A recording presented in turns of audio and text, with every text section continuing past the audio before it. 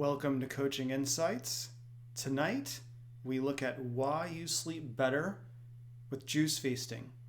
Consistently, over 17 years of coaching, I've found that my clients report after 3 to 7 days of being in a juice feast that they are sleeping better.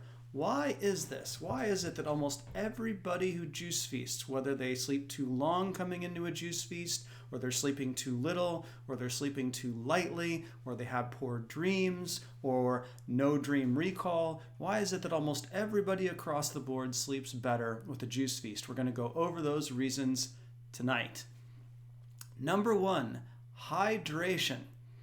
Cleanse, rebuild, rehydrate, and alkalize. So on the rehydration part, you are drinking 4 quarts of fresh homemade juice every day on the juice feast, plus your morning water, plus some water and tea during the day. You are super hydrated, and the brain requires lots of water to operate at optimal efficiency. So when you are at optimum hydration, the brain is happier, and you're going to sleep better as a result of that.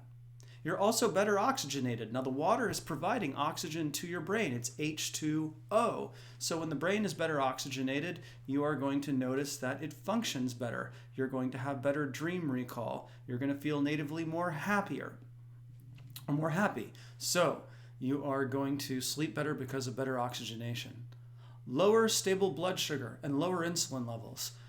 Whether my clients are diabetic or not diabetic, everybody's blood sugar and insulin levels trend down because of the live, fresh juices that we're drinking, and also because things like Coca-Cola or high sugar foods in the standard Western diet are not part of juice feasting. And so as your blood sugar comes down to normal levels, as your insulin levels become lower, you have a more consistent state of mind. You're in a more restful state. Blood sugar tends to send your state all over the place. And you have less inflammation, including less inflammation in the brain. Type 3 diabetes is what Alzheimer's is being called now. Your brain requires carbohydrate or fats to power itself. And so if you're not getting enough carbohydrate in the brain or enough fats in the brain, then you are suffering a nutritional deficiency in the brain. We call this type 3 diabetes, meaning there's actually an insulin resistance in the brain. Insulin's not able to deliver carbohydrate to the brain in the way that it needs to. As you juice feast, even in the brain, your insulin sensitivity is going up, and that means nutrients such as carbohydrate are getting to the brain better, and this means better brain function, including better sleep. No caffeine or stimulants is also a reality with juice feasting. So coffee's out of the equation, black tea and anything else that contains contains caffeine is out of the equation, and that is going to lead to better sleep. Caffeine tends to drive your blood sugar up and back down. It drives cravings, and for a multitude of reasons, it sets off sleeping patterns, it sets off biorhythms. So being free of that monkey on your back, being free of caffeine, at least during the course of a juice feast, will lead to a much better night's sleep. Your inflammatory markers are also much lower during a juice feast. And so inflammatory markers are going to put your body in a mild to moderate, in some cases even an extreme state of emergency. This drives the adrenals, this drives cortisol and adrenaline, and this offsets blood sugar and a number of other things in your body. And so when your inflammatory markers come down, your nervous system chillaxes. And when that happens, you go into a deep sleep much better and sleep through the night much better. You're also not digesting food on a juice feast. Now, you are digesting juices. 12 to 15 pounds of produce is what it takes to make a gallon of juice on a daily basis on a juice feast. But you're not digesting solid food that your body really has to work on. It takes about 30 minutes to digest a quart of juice on a juice feast. It doesn't take very long for that to leave the stomach and get into the intestinal tract and right into the bloodstream. So you're not being dogged by digesting food late at night. There's not a lot of reasons why you'd be staying up late because of digestive insufficiency or digestive irregularities while you're juice feasting. So this frees you up also to sleep much better. Your acid-alkaline balance is also better on a juice feast. And alkalinity, as that gets improved in your system, puts you in a more restful state. You could think of over-acidity in your system or an over-acid imbalance as like road rage. Get out of my way. I don't want to create anything. I don't want to talk with anybody right now. Just over-alkaline tends to be more like, whatever, dude. It's all good. You want some kind of a balance there, but we tend to be imbalanced to the over-acid side of things coming into a juice feast. And so juice feasting provides, through things like celery and leafy greens and the other raw vegetables that are on the juice feast, provides enough alkalinizing minerals to settle that score so that you've got a healthy acid-alkaline balance and you're more on the alkaline side of things than you were coming into the juice feast. Again, this settles the nervous system and puts you in a nice restful state for going to get some good sleep. Magnesium. If you've taken a product called Magnesium Calm out there, that's perfect branding because magnesium, that mineral, calms your body.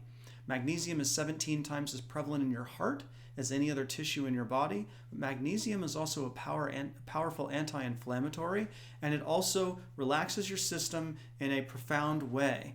Where are you getting magnesium on a juice feast? Well, you might be taking something like Magnesium Calm. You could do that. You also are getting it through all the chlorophyll that you're taking in, the leafy greens that you're putting through your juice, 2 pounds of leafy greens a day. Plus, you may be doing chlorella or spirulina, which also has magnesium at the center of the chlorophyll molecule in both of those microalgae. So you're getting a huge amount of magnesium into your system through the greens that you're taking in on a juice feast. This nourishes the heart, which calms your nervous system, and also the magnesium on the whole calms the nervous system and helps you to sleep better. Finally, day is done. Each day of the juice feast is a massive endeavor. You invest a lot of yourself in doing your morning practices, making your juices, drinking your juices on a schedule, watching your state of mind throughout the day, taking care of your health throughout the day, and by the time the day is done, you are ready for the day to be done. And there's no need to stay up later on a juice feast. If you stay up later, the gremlins start to come in basically, or you become like a raccoon and you're wanting more juice or something to eat. And so a lot of us, when we juice feast, call it a day. We say, day is done, I did a great job, I will get up tomorrow and I will do it all over again, just like Bill Murray in Groundhog Day. Because nobody juice feasts for 30, 60, or 92 days. Everybody juice feasts for one day. We get really excellent at doing one day of juice feasting practice, and then the next day starts and we say, let's see how well I can do it today, and what have I learned from my past days of juice feasting. We get excellent at doing one day of juice feasting. So when you finish out that day, go ahead and call it a day and say, good job, I'm going to sleep. And going to sleep at 9 or 9:30 at night, that is not too early. Mark Wahlberg, the famous actor, put out his sleeping, or not his sleeping schedule, but his daily schedule on Twitter in the last year. Man gets up at 2:30 in the morning, but he goes to bed at 7:30 at night when his kids go to bed. And what that means is that Mark is getting a nice night's sleep. He's in accord with his biorhythms, and he's going to sleep early. If you happen to go to bed early and then wake up early, that's perfectly fine. Some people who are juice feasting do. But what we all notice is that we sleep better. So again, to reiterate, on a juice feast, people find that if they've been sleeping so many hours just to recover from the health challenges they have and the food they've been eating and the life that they've been living, if they've had to sleep more hours than they would like, those folks tend to sleep less. People who've been sleeping chronically too little tend to sleep more hours. And all of us tend to sleep deeper and get more out of the hours that we do sleep, and things like dream recall tend to go up. Dreams become more technicolor, more vivid, more meaningful. So with juice feasting, you are almost guaranteed that your sleep is going to get better. And for those of us who are adults, which should be almost everybody watching this, that is a welcome thing because sleep is delightful and it's one of the most important things for your health and healing. I like to say sleep is a superfood. You are actually healing more during the night than you do during the day on a juice feast. So make the most of your sleeping hours. Find your window of opportunity in the evening when you go, if I went to bed right now, that would be it. If you can capture that window of opportunity and take it, that is fantastic. Your juice feast and all the progress that you're looking to make with your program will move along that much faster by going ahead and capturing that window of opportunity and getting yourself to bed. So enjoy the benefits of juice feasting, enjoy the benefits of getting the best night's sleep you may have had in your adult life. Thanks for coming on for another edition of Coaching Insights. I'll see you again soon. And by the way, if you find these videos helpful and you want to share them with other people, please do. Also, if you have not hit the subscribe button down below, please do that and hit the notification bell so that when the next edition of Coaching Insights comes out, you will get a notification in your inbox. Thanks again. See you soon.